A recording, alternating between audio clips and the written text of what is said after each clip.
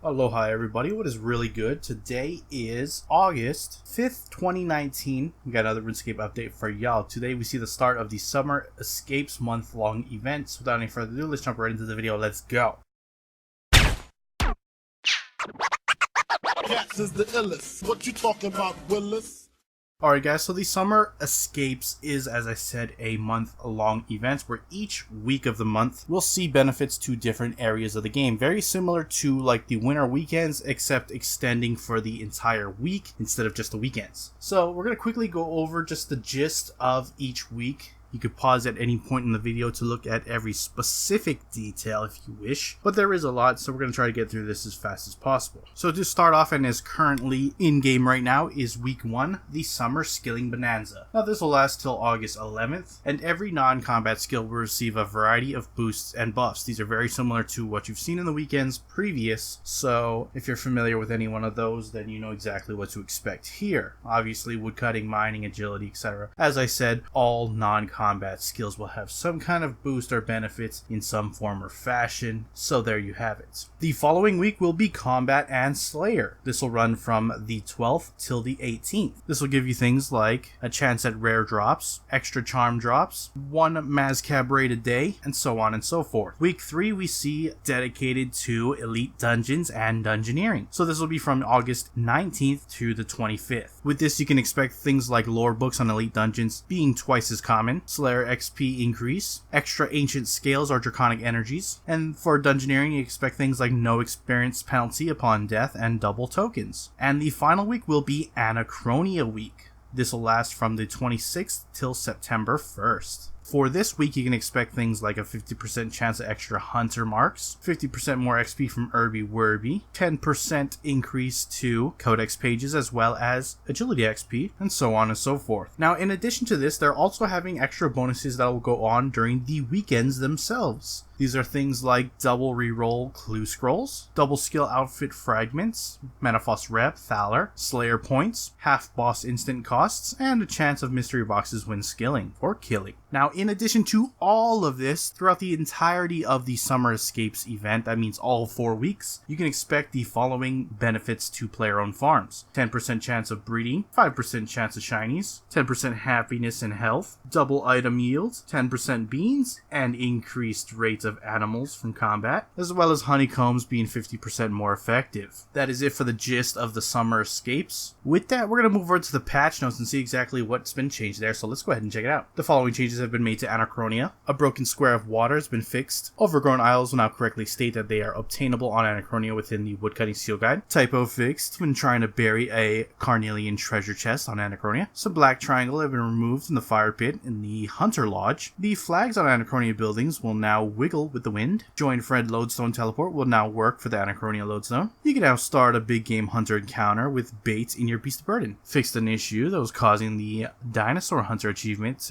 to be completed multiple times. Erwin Sin's memory has been polished and you'll no longer continually ask about the broken compass in your inventory if you have one. If you don't, he's still very forgetful. A missing ground texture has been re-added to one of the big game hunter instances. Selected music will continue to play after skinning a big game hunter creature. The amount of traps being destroyed is now consistent in big game hunter when you choose to skip or watch the cutscene in multiple spawn encounters. Moving on to some combat changes. Ring of Death upgrade can once again be purchased from death. Completing the fight kill now states the correct stats for the capes. The inert Blackstone Crystal now appears as a special reward in Blackstone Dragon in the Beast tab. Fixed an issue with the ability cooldowns on action bar not cleared correctly when adding objects to the slot. You can no longer use Double Surge or Escape in free-to-play. Completing the Temple of Onishi in story mode no longer state you've completed the Shadow Reef. Items that are not valid to be affected by the effect of Lucky Hazelmere's Signet Ring will no longer display a chat message saying they were affected. Remove the comma from the Seiryu the Azure Serpents in the Reaper task interface and dialogue. Acolyte of Seiryu, Arhat, now shows the correct level in the skill guide. Tarn Razalor can no longer be fought in Dominion Tower without having completed the mini-quest. An unattackable dog spawn has been removed from personal Slayer dungeons. Joker Bones will now display correctly in the drop log while the Bone Crusher is active. The damage from the Eldritch Crossbow special attack now works against the pillars in next Angel of Death. Boss collection logs now accessible in an instance area of Death Office. Sacrifice, Devotion, and Transfigure figure abilities no longer appear on the Beast tab as drops from Krill to Seraph and Commander Zilliana. Attuned Crystal Armor Body and Legs price has been reduced by 50 Tardian crystals in Angroth's Crystal Armor Shop. Vyres in a Personal Slayer dungeon will no longer be able to spawn as Vampire Juvenates. Updated tooltip to show the correct requirements for Concentrated Blast. Updated the icon for the God Wars 1 entry requirement within the Beast interface. Moving on to some other changes. Oddments will now correctly be given to free-to-play players. Slayer, Hunter, and Agility training dummies now show correct icons. Trapper fragments can be obtained from Grenwalls. Updated the bank cleanup filter to include more free-to-claim items. Incorrect messaging has been removed when entering a dungeon in Demonheim. Super compost will no longer be made instantly when using tomatoes on a compost bin. The Breaking the Storm buff that was retained for some users has been removed. Celestial Lanterns are no longer count 200 mil XP in a skill as highest. As such, these will not be highlighted on interface. As with other XP giving items though, you can still use them on the skill in 200 mil if you wish. Tooltips have been added to the Treasure Hunter floater to state what promotion is currently running on Hover. Fix the skill requirement for the Roke Call achievement. Barrel Puzzle and Demonheim Dungeoneering no longer block players from cleaning the floor under certain conditions. Correct message now appears when items are placed on scales in brink of extinction. A blocked Dayalt vein in the Mardich mine can now be reached. Move the grouping system entry for Deathmatch into the safe PvP filter. The description for Harmony Aura in Aura Management now visually matches Salvation and Corruption auras. Corrected Tree Seedling High Alk and added seedlings to Coden's Seed Store in Prifdinnis. Added transportation icon for Mazcab Ranger in Kanata to World Map. Crossbow Make X now displays XP value. Fix the typo in the Gnome Ball kick counter. Updated the tooltip of a suit of armor inside the Legends Guild.